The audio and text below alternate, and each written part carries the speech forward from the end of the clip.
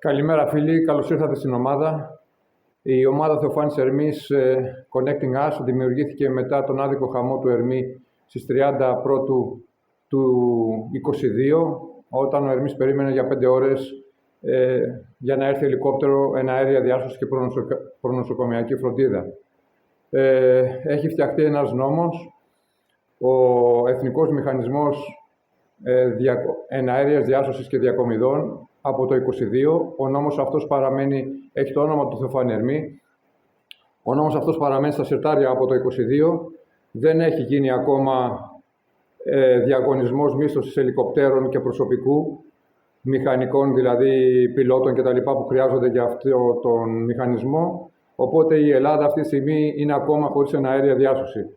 Οποιοδήποτε ατύχημα χρειάζεται γρήγορη αντιμετώπιση βάσει της επίγουσας ιατρικής μέσα σε λίγα λεπτά, όταν είναι περιστατικό προτεραιότητας 1. Οτιδήποτε περισσότερο από τα 15 λεπτά για να έρθει η διάσωση δεν είναι αποδεκτό σε χρόνο. Οτιδήποτε περισσότερο από τα 45-50 λεπτά δεν είναι αποδεκτό για να πάει ο τραυματίας ή ο πάσχων σε κάποιο νοσοκομείο.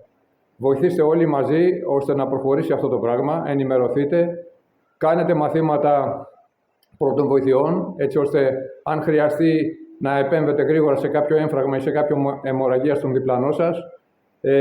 Αυτή τη στιγμή οι χρόνοι ανταπόκρισης του ΕΚΑΒ και της πυροσβεστικής που έρχονται με επίγεια μέσα είναι πάρα πολύ αργοί, από τους αργότερους στην Ευρώπη. Δεν υπάρχει νομοθεσία στην Ελλάδα, όπως σε όλες τις χώρες της Ευρώπης, που υποχρεώνει τις αρμόδιες υπηρεσίες μέσα σε 7 λεπτά το πολύ σε αστικό ιστό να βρίσκονται στον χώρο του ατυχήματος και σε 15 λεπτά εκτός αστικού ιστού. Παλεύουμε όλοι γι' αυτό. Να είστε μαζί μας. Ευχαριστώ πάρα πολύ.